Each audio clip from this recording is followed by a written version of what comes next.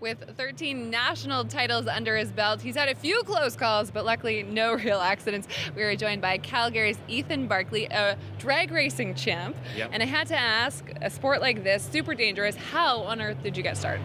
Well, I got started just by having a motorcycle on the street, and eventually it progressed into trying to get out and go faster and faster. Can't do that on the street, so went somewhere safe like the racetrack, and the rest is history. 15 Wonderful. years later, yeah. 15 years Almost, now. yeah. Wonderful. Exactly.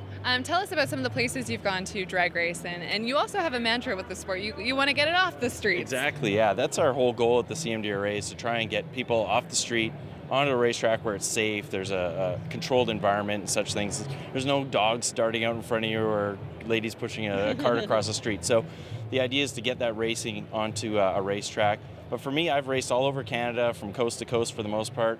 We're heading down to the U.S. here and there, and I'm going to try and get over to Europe at some point this year. Do you have any pre-race kind of traditions or anything that you do for luck, or do you get super nervous? How do you deal with that? I don't get nervous anymore. I did it one time when I was a lot younger, but for me now, actually, I just sort of like to be left alone, just quiet. I put my lid down on my helmet and just sort of think about the run and think about who I'm racing against. And there's a little bit of strategy involved in some of this stuff.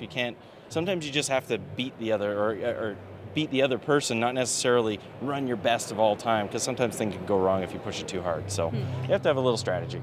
I know moms at home will probably hate me asking this, but for any young people out there who are interested in motorcycle racing, what kind of advice would you give them, especially someone who's been so successful? Well, I try to encourage it, of course, because that would be what I would do. Yeah, exactly. For me, I would encourage it, but I think everybody should start out at least on two wheels at some point in the dirt. That's a good place to start. A lot of kids like to do that. There's a lot of dirt motorcycling here at the show.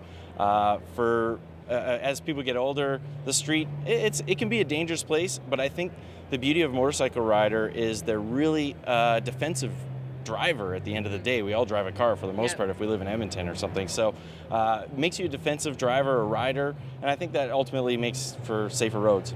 Well, stay safe out there. I will. Okay? Thanks you. so much, Ethan. All We're right. going to take a quick break. We'll be right back here on Go.